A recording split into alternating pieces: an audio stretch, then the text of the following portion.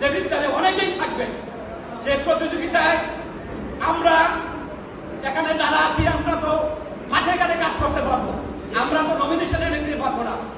যারা নমিনেশন পাবে তাদের পক্ষে দেশনেত্রী বেগম খালেদা জিয়া তারেক রহমান যাচাই বাছাই করেই নেতা নির্ধারণ করবেন কে দেবিদ্বারের প্রতিনিধিত্ব করবেন। আমি আমার ব্যক্তিগতভাবে আমি আমার ভাইদেরকে সুস্পষ্ট বলতে চাই, আমরা শহীদ রাষ্ট্রপতি জিয়াউর রহমানের দল বিএনপি করে আমাদের মার্কা কি আমাদের মার্কা ধানের শীষ নিয়ে যে আসবে তার পিছনেই আমরা আছি। আমরা আরেকটি কথা সুস্পষ্ট বলতে চাই, আমাদের জনাব তারেক রহমান বলেছেন বিগত 16 বছর আন্দোলন সংগ্রামে মাঠে যারা ছিল, বিশেষ করে এই 5ই আগস্টের আগে যারা আন্দোলন সংগ্রামে ছিলেন, যারা হামলা মামলা শিকার হয়েছে তাদেরকে নমিনেশন দিবেন।